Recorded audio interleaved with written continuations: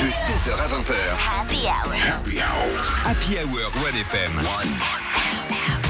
C'est sa deuxième chronique pour le 1FM Comedy Club. On est très heureux de la recevoir. Il s'agit d'Aude Bourrier. Salut Aude. Salut, cette semaine, moi je me suis penchée sur l'actu suisse et que n'ai-je pas découvert qu'on n'allait pas plafonner les primes d'assurance maladie. Non. Le peuple suisse a dit un grand oui à la sodomie par les assureurs maladie. Mais bon, je me suis dit que quand même faire une chronique là-dessus, ça allait pas être dingue. Donc je suis allée voir un petit peu plus loin, je suis allée voir l'actu en Europe, voir s'il n'y avait pas un truc plus réjouissant que les relations anales non consenties.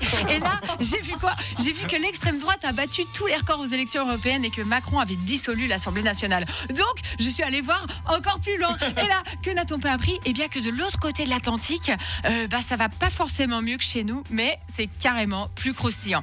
Oui. Donald Trump, l'ancien président des États-Unis, a été reconnu coupable par un tribunal new-yorkais de falsification comptable pour des paiements à l'actrice de film X Stormy Daniels pour qu'elle taise une relation sexuelle en 2006. Relation par ailleurs que Donald Trump continue de nier. Alors, je sais pas vous, mais moi, ça me choque.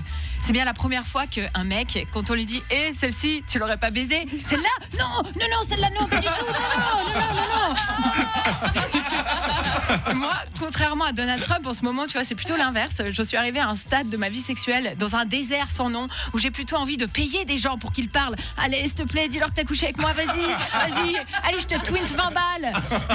Stormy Daniels, la porn star qui a une relation sexuelle avec Donald Trump, a évoqué leur rencontre avec passablement de détails. Elle a même confié que Donald Trump l'attendait dans sa chambre d'hôtel avec un pyjama en satin. Oh mon Dieu. Ouais, je sais pas vous, mais moi, toute cette histoire, elle me dégoûte. Mais le pyjama en satin, j'avoue que je trouve ça mignon. Tu sais, j'imagine Donald, il a mis son petit pyjama en satin, il s'est lavé les dents, il a pris son doudou. Ça se trouve, il voulait juste lire une histoire et qu'on lui fasse un gros câlin. Et pas un gros câlin. Et le lendemain matin, tu sais, il s'est dit, oh shit, j'ai encore sorti my little bird. And he goes to see the prostituée et il lui dit, oh, you know my wife, Melania, aïe, she will be mad. How much do you want? Et moi, franchement, je pense pas que Stormy Daniels, elle ait dit $130 000. Ça me semble louche, 130 000, c'est pas un chiffre rond, tu vois, c'est pas clair. Moi, je suis sûre qu'il y a eu une négociation. Ouais. 100,000. 100 000 et je leur dis que t'as une petite bite. Ok, 120,000. 120 000 et je leur dis que j'ai pas joui. Ok, 130,000. 130 000. Mais 130 000, je leur parle même pas du pyjama.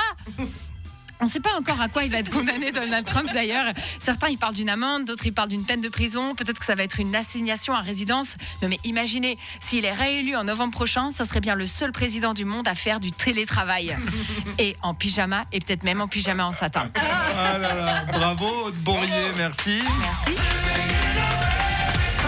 Ouais, c'est ça l'Amérique d'aujourd'hui. Ah, c'est beau, hein. L'Amérique qu'on aime. Président en prison.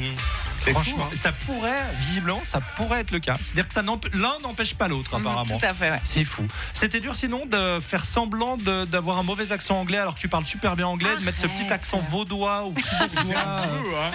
Moi, j'ai tout compris. C'était hyper bien. Ouais, justement, nous qui parlons pas bien anglais, on a tout bien compris. Super. Bravo. 30,000. Merci Aude Bourrier.